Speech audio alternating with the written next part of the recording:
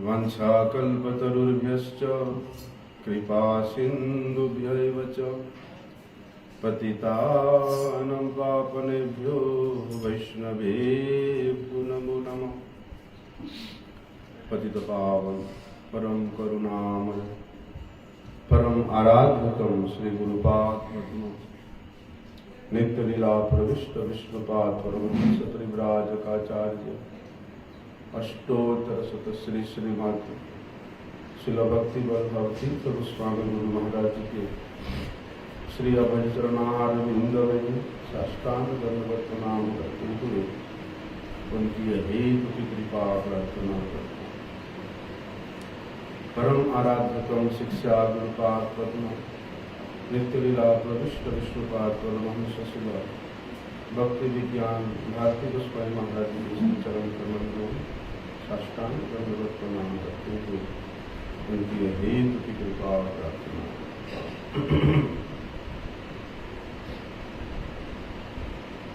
इति दृक्स्वलीला भीरानंद कुंडे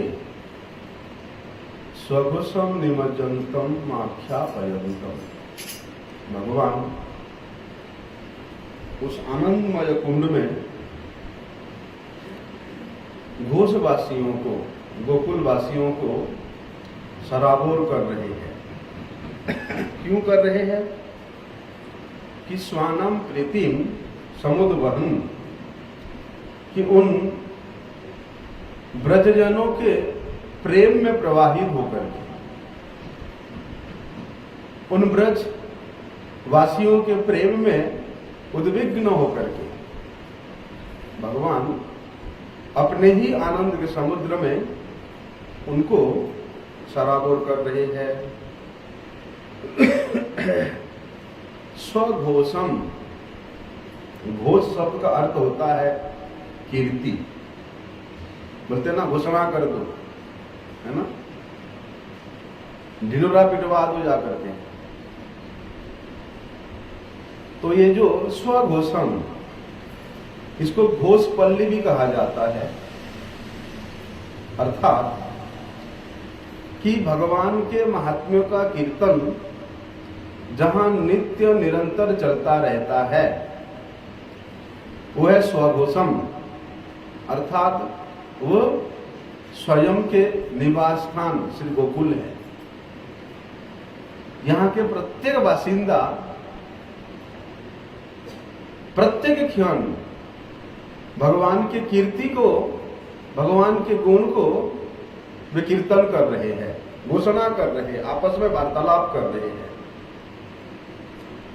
तो इस गोकुल में ऐसे कई सभाएं होती हैं, एक सभा नहीं, कितने मोहल्लों हैं और प्रत्येक मोहल्लों में अनेक सभाएं होती है। और उन सभा भी कुछ दास्य रस सखाओं का सभा होता है, कुछ सख्य रस सखाओं का सभा होता है, कुछ वात्सल्यमय जो माता पिता उनका सभा होता है, और कुछ माधुर्यमय गोपिकाओं का सेवा। उसमें भी अनेक प्रकार का तारतम्य है। तो इन सभाओं में क्या आलोचना होता है? दास्य रस के सखाओं के जो सभा है उसमें भगवान के ऐश्वर्य से परिपूर्ण, जो कि माधुर्य से ढका हुआ है, उन कीर्तियों का, भगवान के रूप का, गुण का, लीला का चिंतन का आलोचना होता है। उसी प्रकार दास्य रस सखाओं के सभा में आज श्री कृष्ण के साथ इन सखाओं ने क्या क्या लीला किया, क्या क्या क्रीड़ा किया, उसी का चर्चा होता है। वात्सल्य रसमय सभा भी कुछ नंद बाबा के समकक्ष गोपों का है, तो कुछ यशोदा मैया के समकक्ष गोपियों का है। तो श्री कृष्ण आज के दिन में उन वात्सल्यमय गोप गोपियों के साथ क्या रस का आस्वादन किया और कराया, उसका चर्चा होता है। उसी प्रकार जो माधुर्यमय गोपिकाओं के अनेक प्रकार की सभाएं हैं, उसकी चर्चा तो क्या होता, आप लोग स्वयं विचार करिए।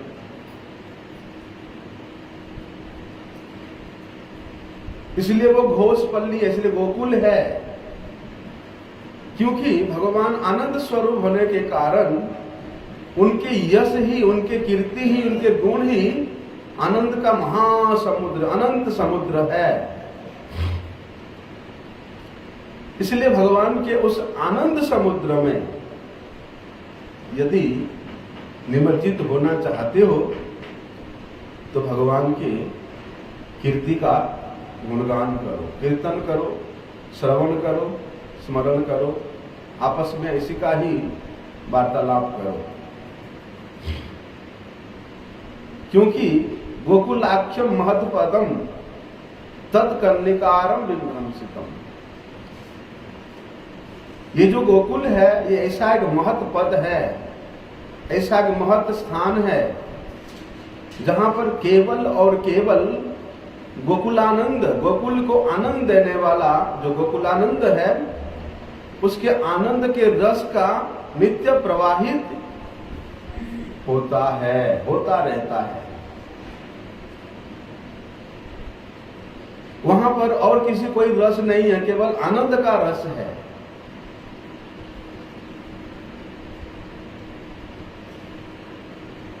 हम लोग सुबह से हरिनाम अष्टक का यहाँ पर पाठ करते हैं,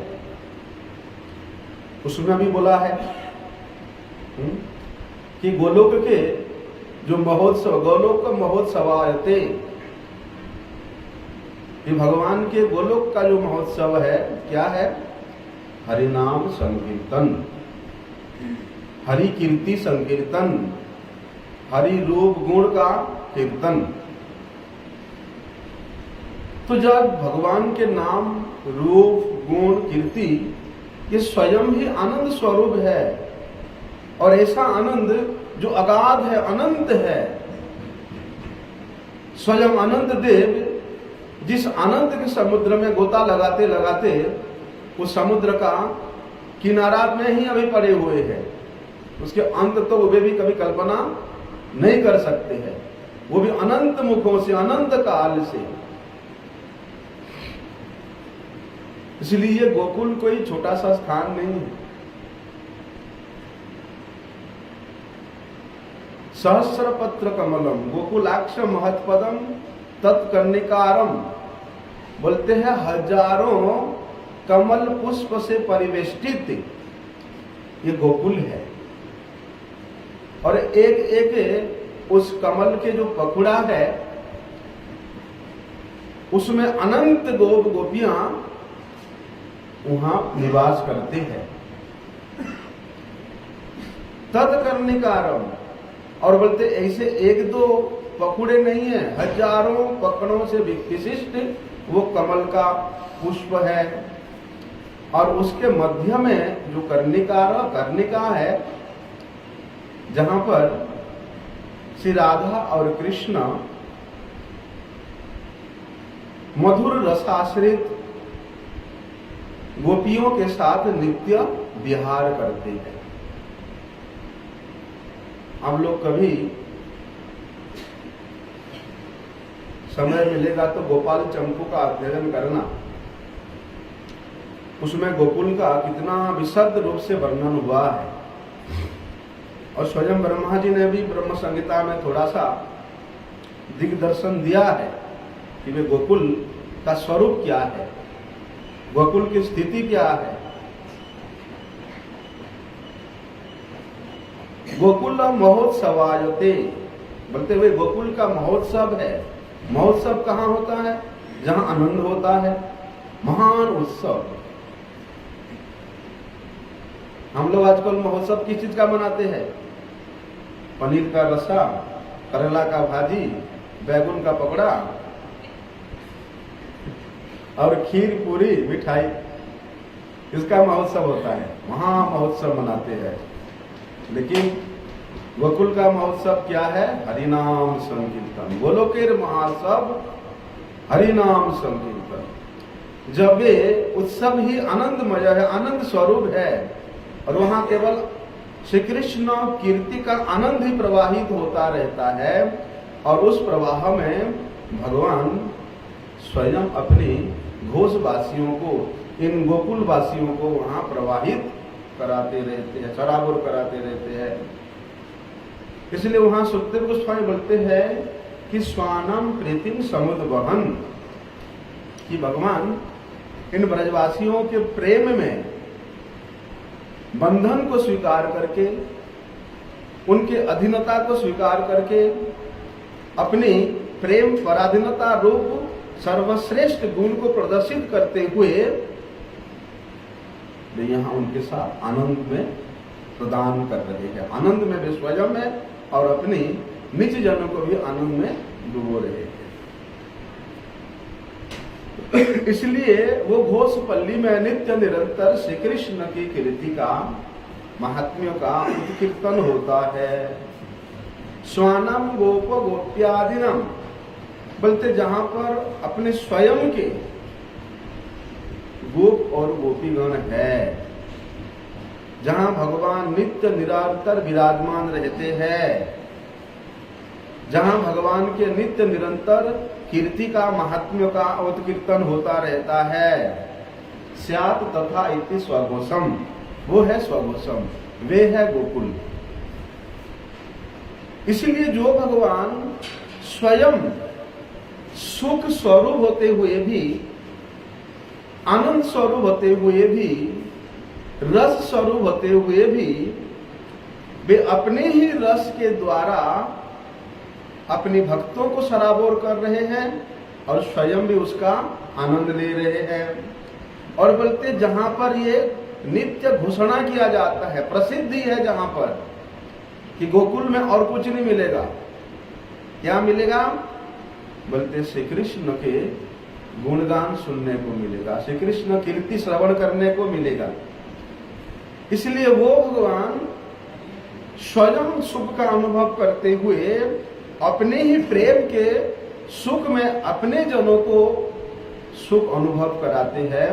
उनको नमामि स्वरम सच्चिदानंद रूपम, उनको सत्यव्रत मुनि वहां पर नमन कर रहे हैं, प्रणाम कर रहे हैं, स्तुति कर रहे हैं। और भी भैया जो भगवान के ऐश्वर्यों को देख करके उनकी प्रति निष्ठा रखता है, उन ऐश्वर्य निष्ठित भक्तों में भगवान ये घोषणा करने के लिए ये प्रसिद्ध कर रहे हैं कि भैया मैं तुम लोगों के द्वारा पराभूत होने वाला नहीं हूं, मैं केवल भक्ति परायणों के द्वारा, ऐश्वर्य परायणों के द्वारा नहीं, ज्ञान परायणों के द्वारा नहीं, कर्म परायणों के द्वारा नहीं, योग परायणों के द्वारा नहीं, भक्तिर्जि तत्वम, केवल भक्ति परायण अपने निज जनों के द्वारा मैं वशीभूत होता हूं, उनके अधीन होता हूं, ना कि किसी ज्ञान परायणों के द्वारा। तो जो भगवान अपनी कृपा वश्यता का, भक्त वश्यता का, स्वयं के कृपा के द्वारा भगवान स्वयं वशीभूत हो जाते हैं। क्यों बोलो? क्योंकि जब तक भगवान का कृपा किसी के ऊपर नहीं होगा, वो भगवत तत्व तो जानना दूर की बात है, भगवान को वशीभूत करना तो दूर की बात है, भगवान के स्वरूप को भी नहीं जान सकता है। इसलिए स्वयं के कृपा उनके ऊपर संचारित करके अपने ही कृपा के द्वारा भगवान अपने ही स्वाधीनता को खो रहे हैं, स्वयं पराधीन हो रहे हैं। इसलिए गुरुजन, भगवान के निजजन, ये ब्रजवासी जन, ये कोई अलग व्यक्ति नहीं है, ये स्वयं भगवान का कृपामय मूर्ति है। अपनी ही कृपा को इन गुरुजनों के रूप में प्रकट करके भगवान उनके साथ लीला कर रहे हैं, खेला कर रहे हैं, उनकी अधीनता को स्वीकार कर रहे हैं। अन्यथा भगवान की कृपा के बिना कौन उनके तत्व को जान सकता है? इसलिए बोलते हैं दर्शयम तद विदाम लोके आत्मनो भृत्यवश्यताम। इस जगत में भगवान इस तत्व को, इस सिद्धांत को प्रतिष्ठित करने के लिए गिला कर रहे हैं कि भैया सारा संसार आंख फाड़ फाड़ करके देख लो कि मैं आत्मनो भृत्यवश्यताम, मैं तो भैया मेरे वृत्तियों के, मेरे दासों के, मेरे अनुचरों के वश्यता को स्वीकार करता हूं। जन्मेश्वर श्रुत श्री रेतमान मदह कुमन, कोई भले ही भले, अरे भैया हमारा जन्म इतना ऐश्वर्यवान कुल में हुआ है, हम इतना सौंदर्यवान है, हम इतना ज्ञानवान है, हैं? इतना उच्च कुल में हमारा जन्म हुआ है, इसलिए भगवान को हम नहीं जानेंगे तो कौन जान सकता है। तो कुंती माता कहते हैं नहीं भगवान, आपको उच्च कुल में जन्म, ऐश्वर्यवान, सुंदर, प्रतिष्ठावान, ज्ञानवान होने से कोई जानेगा, असंभव है।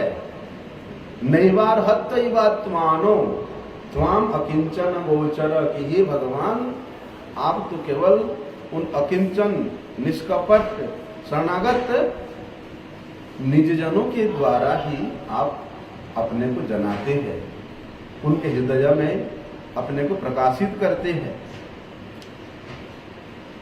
श्रीमद् भगवद गीता में भी भगवान अर्जुन को ठीक इसी बात को बोल रहे हैं कि भैया भक्त्या माम अभिजानाति, केवल भक्त ही मुझे जान सकता है।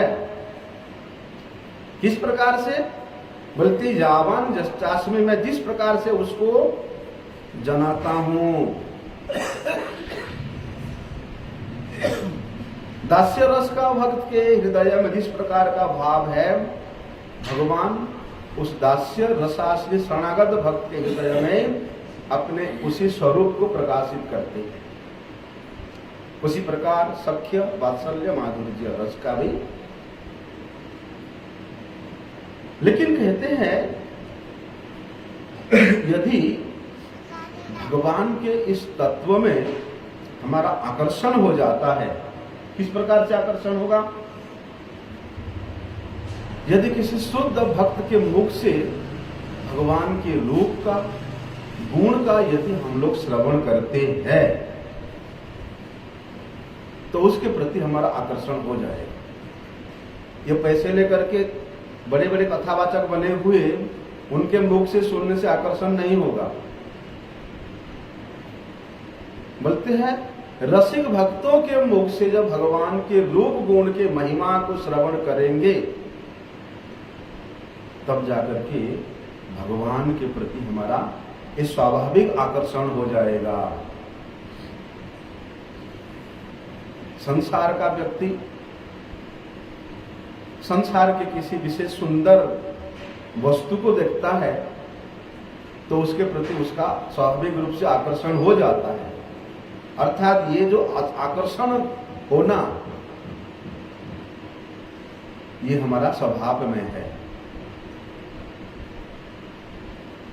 कोई अपने स्त्री के प्रति आकर्षित होता है, कोई अपने घर के प्रति आकर्षित होता है, कोई अपने गाड़ी के प्रति आकर्षित होता है, कोई अपने बच्चों के प्रति आकर्षित होना ये हमारे स्वभाव में है। लेकिन जब भगवान के प्रति हमारा आकर्षण का वृत्ति बन जाएगा, लेकिन उसके लिए श्रवण करना पड़ेगा कि भगवान का रूप ऐसा है, भगवान का गुण ऐसा है। कल मैंने बोला था सुखदेव गोस्वामी जी के विषय में कि इतने बड़े ब्रह्मनिष्ठ आत्माराम संत जो कभी ब्रह्म से अपने आप को अलग स्थिति में कभी कल्पना भी नहीं कर सकते थे, वे भगवान के रूप और गुण को थोड़ा सा श्रवण करके सब कुछ छोड़ के आ गए और सुनने के लिए आकर्षण है। क्योंकि ये कृष्ण जो शब्द है ना, ये आकर्षण करने वाला है। कृषि भूर्वाचक शब्द नश्य निवृत्तिवाचक।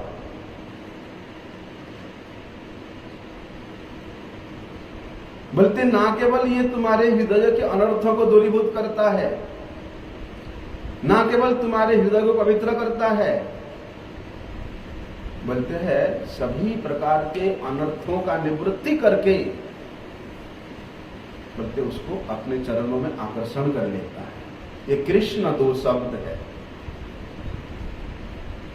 इसलिए कोई रसिक कवि ने कहा है कि सुनाइल मोरे श्याम नाम कृष्ण नाम, कानेर भीतर दिया हृदय पसी लगो, मरण भेदिल मोर प्राण।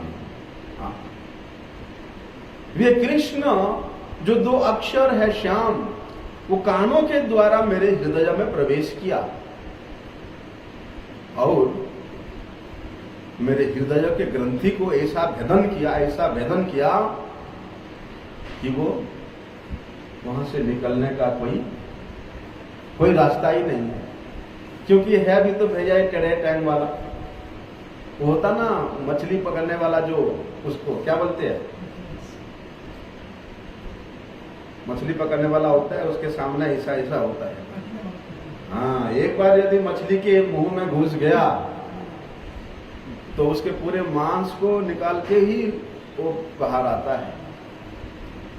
ऐसे भी ये भी है, कैसा है, त्रिभंग भंगिमा है। त्रिभंग भंगिमा रूप बंशीधारी अपरूप। टेढ़े टांग वाला बोलते ना इसको, जिसके हृदय में एक बार घुस गया दोबारा निकलने वाला नहीं है। इसीलिए कृष्ण शब्द का केवल आप क्री उच्चारण करने मात्र से आपके हृदय के तमाम जो अनर्थ है वो सब दूरीभूत हो जाता है। और कृष्ण एक्चुअली ये भाषांतर में लोग बोलते हैं कोई शुद्ध रूप से उच्चारण कर रहा है, कोई अशुद्ध रूप से उच्चारण कर रहा है।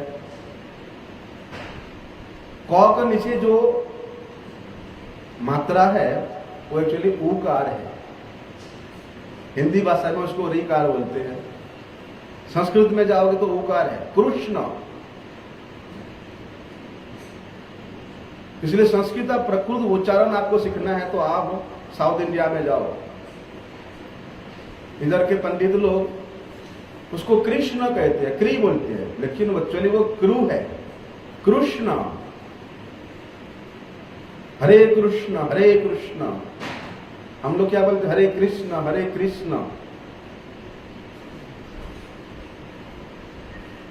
और स्न उच्चारण करने मात्र से आपकी जिह्वा जो आपके तालू में लगता है, और ये तालू जो है हमारा मुंह का ऊपर भाग, ये रस का स्थान है।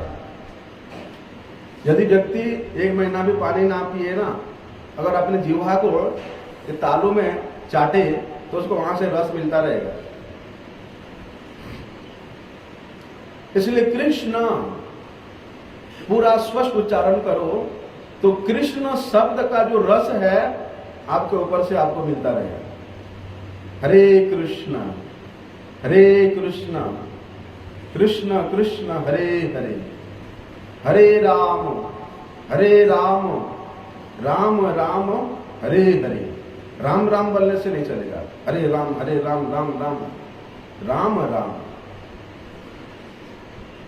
स्पष्ट उच्चारण करो, मंत्र है भाई ये। भाप में करना अलग बात है, और मंत्र को तो स्पष्ट उच्चारण करना पड़ेगा। हरे नाम नाम हरे नाम ही वह केवलम जब बोला है तो वो मंत्र को स्पष्ट उच्चारण करो। हरे कृष्ण कृष्ण कृष्ण हरे हरे, हरे राम राम राम हरे हरे। कोई संत कहते हैं वो तो भाप में उच्चारण कर रहे। भाप में करना, भगवान तो वैसे भाप के भूखे हैं, लेकिन जब हम मंत्र को संख्यापूर्वक उच्चारण कर रहे हैं तो उस मंत्र का जो वास्तविक उच्चारण है हमको वैसे ही उच्चारण करना चाहिए। प्रेम से करो भैया। कौन सा आपका रेल चाले चला जा रहा है? कुछ लोग करते हैं इसे हरे कृष्ण हरे कृष्ण कृष्ण राम राम राम राम हरे कृष्ण हरे कृष्ण हरे कृष्ण राम राम राम राम। भगवान जाने कौन सा नाम कर रहे हैं, ना उसका सिर है ना पैर है। अरे भाई मंत्र है, अगर मंत्र उल्टा पुल्टा होता तो उसका उल्टा ही फल मिलेगा। तो देखो ये जो कृष्ण है, आप उच्चारण करो एक बार, देखो वो कृष्ण शब्द में आपको एक आकर्षण मिलेगा। जैसे ये स्वयं टेढ़ा मेढ़ा है ना, इसका नाम भी बड़ा टेढ़ा मेढ़ा है। कृष्ण बोल देने से तो बड़े सीधा लग जाता है, हैं? लेकिन कृष्ण जीव को ऐसे घुमा घुमा के बोलना पड़ता है, कृष्ण कृष्ण कृष्ण। इसलिए जब भगवत तत्व में किसी साधक का आकर्षण हो जाता है या भगवान के सेवा के प्रति, भगवान के कथा के प्रति किसी का अनुराग हो जाता है, तो सबसे पहले साधक क्या करता है, स्वयं को उस भगवान के पाद पदों में समर्पित कर लेता है। क्योंकि उसका आकर्षण हो गया है, उसका अनुराग हो गया है, उसका मन और कहीं नहीं लगता। संसार के किसी वस्तुओं में उसका आकर्षण होता ही नहीं, होता होगा भी कैसे। यदि भगवान में किसी का आकर्षण हो जाता है, उसका मन दूसरा कहीं लगे असंभव है। इसलिए एक प्रकार से वो भगवत परायण हो जाता है। उसका प्रत्येक कार्य सांस सांस में बोलते ना, राम जप ले राम है तेरा प्यारा। भाई जो प्यारा होता ना, सोते उठते बैठते उसी का ही चिंतन होता है। जब नया नया बालक का किसी से प्यार होता है, किसी लड़की से, दिन रात उसका सोचता रहता है।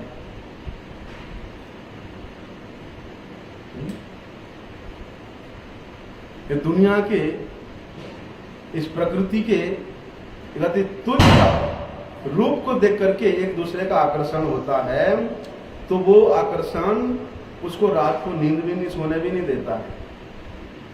2-2, 2:30 बजे तक पता नहीं वीडियो कॉल करके अपने आप को देखते रहेंगे, बातें करते रहेंगे। क्या आकर्षण।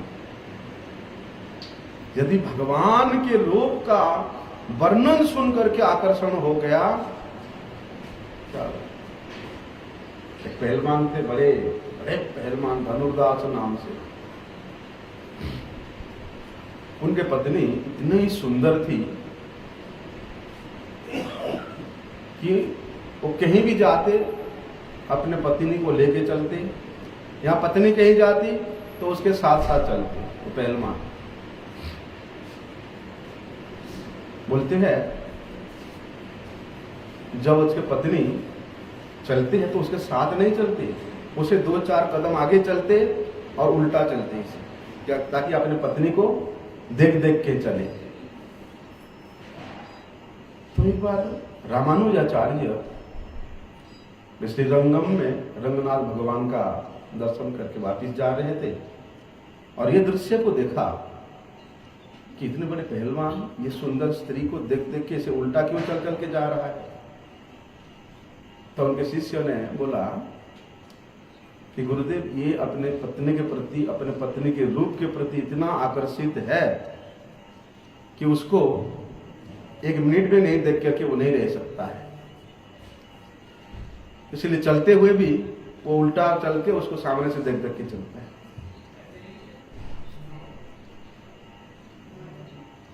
एक दिन श्री रामानुजाचार्य अपने शिष्य को बोला कि उस व्यक्ति को बुला करके लाना। दूसरे दिन आया तो रामानुजाचार्य ने उसका कारण पूछा और उसका उत्तर भी मिला। तो उन्होंने उस धनुर्दास के प्रति कृपा परवश होकर के उनको भगवत तत्व समझाया, भगवान के रूप के विषय में थोड़ा वर्णन किया। और भगवान के रूप का वर्णन करके दूसरे दिन जब वे रंगनाथ भगवान का दर्शन करने के लिए गए, बस केवल भगवान के चरणों के नख के जो अग्रभाग है वही देखते रहे, वहां से और ऊपर जाए नहीं उनका नजर, क्योंकि उनके चरणों की नख का अग्रभाग इतना सुंदर है कि वहां से ही उनका नजर हटे ना। छोड़ दिया सब कुछ, सबक बन गए। कैसा आकर्षण है! आकर्षण से अनुराग होता है और अनुराग से प्रेम होता है, और जिससे प्रेम हो जाता वहां तो भैया भी मरने मिटने को तैयार हो जाते हैं। ऐसा प्रेम, इसलिए वहां कहते हैं यदि किसी को इस प्रकार अनुराग से युक्त भगवत प्रेम रूपी भक्ति प्राप्त हो जाता है, प्रेमा भक्ति प्राप्त हो जाता है, तो वास्तव में उस व्यक्ति को भगवत तत्व का अनुभव होने के साथ साथ भगवान उसके प्रेम के अधीन हो जाते हैं। अच्छा, हम लोग ये अवस्था के बाद में सुनते हैं ब्रह्मभूत अवस्था, कि ब्रह्मभूत प्रसन्न आत्मा। ब्रह्मभूत अवस्था क्या होता है? ये अवस्था ऐसा है जहां पर संसार के किसी भी प्रकार का संबंध नहीं होता है, संपूर्ण रूप से संसार का संबंध को वो परित्याग कर देता है, परित्याग हो जाता है, और एक स्थिति आता है कि मैं ब्रह्म हूं, मैं शांत हूं, मैं निर्विकार हूं, ऐसी स्थिति आ जाता है। मतलब उसके मन में किसी प्रकार का कोई विकार नहीं होता है, लेकिन एक अहम भाव रहता है, अहंकार रहता है, अहम ब्रह्मास्मि, अहम शांतोस्मि, अहम निर्विकारोस्मि, कि मैं निर्विकार हूं। ये एक सूक्ष्म अहम भाव रहता है। लेकिन कहते हैं जब तक इतनी उच्च स्थिति को प्राप्त किया हुआ महात्मा का भी इतना सूक्ष्म अहम भाव रहता है, तब तक उसमें पराधीनता रहती है, क्योंकि ये जो अहम भाव अहंकार है, ये तो इस प्रकृति का एक स्थिति है। इसलिए प्रकृति के कोई भी स्थिति, यहां तो इतना सूक्ष्म अहम भाव बताया है कि मैं शांत हूं, लेकिन एक अहम भाव दूसरा होता है भक्त का, कि दासो अस्मि वासुदेवस्य कहवा चक्रवर्तिनः। अरे मैं भगवान के दास हूं, श्री कृष्ण का दास हूं, और ये दासत्व के सामने न पारपेष्ट्यम, न सार्वभौमम, न रसाधिपत्यम, बोलते अनंत, ये संसार का सार्वभौमत्व भी तुच्छ है, रसातल के आधिपत्य भी तुच्छ है, ब्रह्मपद भी तुच्छ है। ये दासत्व में इतना अधिक महिमा है, इसलिए वहां क्या कहते हैं, दासो अहम वासुदेवस्य। लेकिन देखो, इतना उच्चा स्थिति को पहुंचने के बाद जो भी यदि उसमें अहम भाव थोड़ा सा रहता है, तो वो प्रकृति के अधीन रहता है, पराधीनता रहता है, परिच्छिन्नता रहता है उसमें। इसलिए यदि किसी रसिक भक्त का थोड़ा सा भी संग मिल जाए, तो वही ब्रह्मभूत अवस्था को प्राप्त संग भी ब्रह्मनिष्ठता को त्याग करके वो भगवान के प्रति आकृष्ट होता है, भगवान के रूप के प्रति, गुण के प्रति, नाम के प्रति, भगवत धाम के प्रति वे आकृष्ट होता है। इसीलिए जब तक हमारे हृदय में वो स्वयं के अहंकार नहीं मिटता, अहम भाव नहीं मिटता, तब तक वास्तविक रूप से भगवत तत्व को हम लोग अनुभव नहीं कर सकते। और यहां तो भैया गोकुले विराजमानम, भगवान यहां अपना सर्वस्व भगवत्ता को भूल करके यहां इन ब्रजवासियों के साथ वो खेल रहे हैं, उनके बंधन को स्वीकार कर रहे हैं।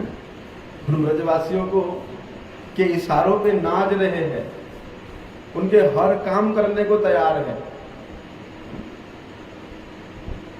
इसलिए वास्तव में भगवान एक बड़ी सुंदर बात कहते हैं भगवत गीता में कि मेरे प्रति जिसका मन आसक्त हो गया, जिसको केवल एकमात्र मेरा ही आश्रय है, दूसरा किसी का आश्रय नहीं, और जो अनन्य भाव से अत्यंत दृढ़ता पूर्वक, निष्ठता पूर्वक, दृढ़ विश्वास के सहित मेरे साथ संबंध बना हुआ है कि वो मेरा दास है, मेरी सखा है? यहाँ मैं उनका वात्सल्य रसाश्रित पुत्र हूं, यहाँ मेरे मधुर रसाश्रित वे ब्रजवालाएं हैं। लेकिन ये संबंध इतना दृढ़ होना चाहिए। हमारे गुरुजी ने संबंध अभिधेय प्रयोजन के विषय में बड़े सुंदर ग्रंथ लिखा है, पढ़ा आपने? मतलब संबंध इतना सूक्ष्म विचार होता है संबंध में, उसको पढ़ने के बाद पता चलता है कि संबंध क्या है। हम लोग तो सोचते हैं कि हाँ ये इनसे मेरा जन्म हुआ इसलिए वो मेरा माता पिता है, इनसे विवाह हुआ इसलिए वो स्त्री है, मेरे से इन बच्चों का जन्म है इसलिए मेरे पुत्र पुत्री है। नहीं, संबंध कितना सूक्ष्म विचार है, इसको जब हम गुरुजनों के विचार को श्रवण करेंगे तब पता चलेगा। इसलिए भगवान कहते हैं मेरे साथ जिसका दृढ़ता पूर्वक संबंध है और जो अनन्य भाव से मेरे ही आश्रय में रहता है और मेरे प्रति आसक्त होकर के रहता है, वास्तव में मैं उसको अपने आप को मैं उसको दे देता हूं। अहम भक्त पराधीन या स्वतंत्र द्विज। भगवान यहां तक कहते हैं कि मैं ऐसे भक्त के बिना और कुछ भी नहीं जानता हूं। अरे भैया, इस अनंत विश्व ब्रह्मांड तुमने सृष्टि किया है, तुम्हारे इच्छा से अनंत विश्व ब्रह्मांड का अनंत जीव परिचालित हो रहे, अपने कार्य में व्यवस्थित है, और तुम बोलते हो कि भक्त के बिना कुछ नहीं जानता हूं।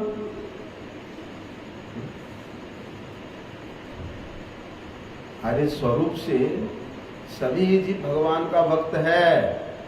दुर्भाग्य तो हमारा है कि हमने अपने स्थिति को भूल गए, भटक गए अपने स्थिति से। जिस प्रकार मां के कोख से जन्मे बच्चे वो उनके संतान ही हैं, भले ही किसी प्रकार से। आजकल तो भैया वो क्या बोलते हैं, टेस्ट ट्यूब पे भी होता है आजकल, कृत्रिम शिशु का जन्म होता है, लेकिन उसमें भी इतना वात्सल्य होता है। तो बोलते हैं ये अनंत विश्व ब्रह्मांड के जितना भी जीव है, ना केवल मनुष्य, प्रत्येक जीव तो भगवान की संतान है। और भगवान का संतान तो वही हो सकता है जो भक्त है? तो भगवान के लिए हम सब भक्त हैं, हम सब का स्थिति गोलोक में है। गोलोक में स्थिति किसका हो सकता है? जो भक्त है, अभक्त का तो नहीं होता है। लेकिन वहां कबीरदास गोसाई बोलते हैं स्वरूपेते सवार भये गोलोकेते स्थिति। कबीरदास गोस्वामी से बोल दिया, स्वरूप से हम सब लोग गोलोकवासी है, हम सब भगवान के भक्त है, लेकिन अपने कर्मों के फल हो, प्रारब्ध हो, या अपने भोगेच्छा हो, अपनी स्वाधीनता का ऐसे दुरुपयोग करने के कारण हम लोग अपनी स्थिति से भटक गए हैं, भूल गए हैं, जिसके कारण हम नहीं सोचते कि मेरा क्या संबंध है भगवान का, मेरा तो मेरे परिवार के साथ संबंध है। अरे तुम्हारा नित्य संबंध तो भगवान से ही है। तब ऐसे भक्त के सम्मुख जो अत्यंत दृढ़ता पूर्वक, अनन्यता पूर्वक भगवान में शरणागत है, वही ही एकमात्र मेरा शरण्य है, जो भगवान को ही केवल क्या बोलते, जनक जननी दैत तनय प्रभु गुरुपति तुम सर्वमय। जिसके हृदय में ये भावना आ गया, ये कल्पना आ गया, तो भगवान कहते हैं मैं उसको, उसके पास में आत्मसात हो जाता हूं, मैं उसके शरणागत हो जाता हूं। देखो हमारे सदगुरु स्वामी जी के उनके पुत्र चरितामृत को आप लोग श्रवण करना। ऐसा शरणागत होते हैं, ऐसा शरणागत भगवान से सीखो कैसा शरणागत हुआ जाता है। हम लोग तो शरणागत के नाम से धब्बा है, हम तो गुरु जी के शरण में है, हम तो भगवान के शरण में है, लेकिन अपने जीवा में जो अच्छा लगेगा वही खाएंगे, अपने मन को जो अच्छा लगा वही करेंगे। लेकिन भगवान कैसे शरणागत होते हैं, देखो सनातन गोस्वामी रुखी सुखी जो मांग के लाते खिला देते, चुपचाप आ जाते। अरे भैया तुम तो अखिल ब्रह्मांड नायक हो और यहाँ तो रुखी सुखी खा रहे हो, किसी दिन नहीं मिलता तो ऐसे आटे को गोल करके ऐसे ही थोड़ा सा पत्तल में पत्थरों में जला के देने के खा जाते। लेकिन रोज रोज चल रहा है, भगवान भी परीक्षा लेते हैं, देखते हैं क्या करता है ये। लेकिन भगवान कहते बाबा ये सुखी सुखी आटा गोल करके खिला देते हो जला के, लेकिन मेरे गले में अटक जाया, कम से कम थोड़ा नमक मिला दिया कर, नमक में का रस आएगा और रस से नीचे चला जाएगा। ना नमक देते हो ना कुछ देते हो। क्या कहते बाबा जी, भैया फिर तो तू अपना कर ले, आज नमक मांगा कल घी मांगोगे, घी वाला रोटी चाहिए बोलोगे, कहां से लाऊंगा मैं।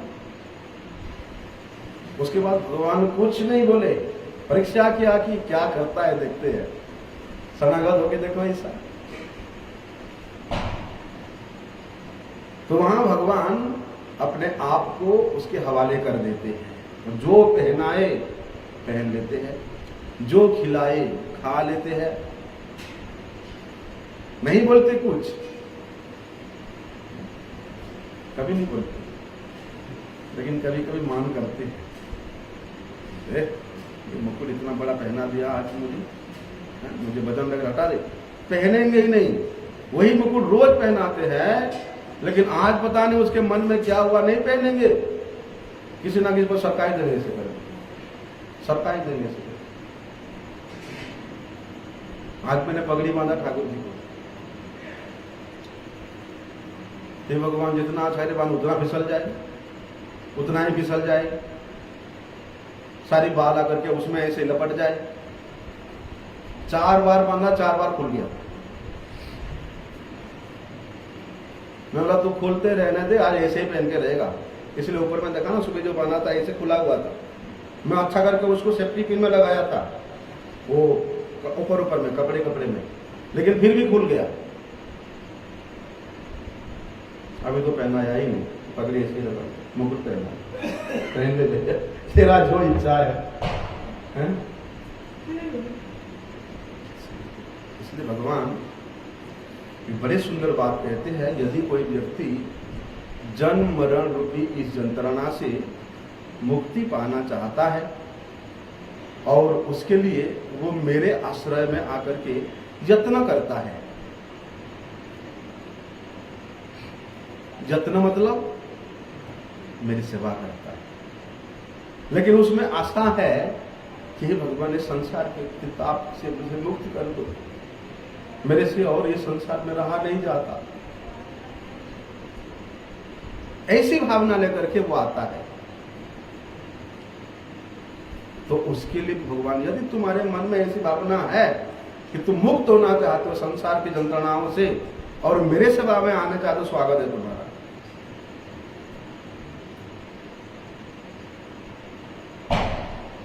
लेकिन जिन ब्रजवासियों ने कभी भी कुछ भी कामना नहीं किया कि हमको ये मिल जाए वो मिल जाए, कभी कोई आशा नहीं किया।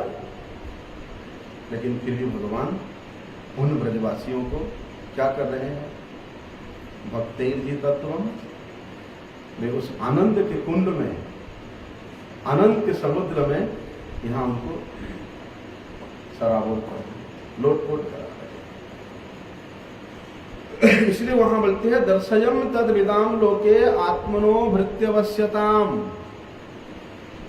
कि संसार को मैं ये दर्शाने के लिए, दिखाने के लिए लीला कर रहा हूं कि मैं किसी ज्ञानी के, किसी कर्मी के, किसी जोगी के मैं अधीनता नहीं स्वीकार करता हूं। केवल मात्र आत्मनो भृत्यवश्यताम, मैं अपने भक्त के, अपने दास के वश्यता को स्वीकार करता हूं। कल इस विषय में हम लोग थोड़ा विस्तार से सुनेंगे। आज तो आरती का समय हो गया। वांछा कल्पतरुभ्यश्च कृपा सिन्धुभ्यैव च पतितानां पावनेभ्यो वैष्णवेभ्यो नमो नमः।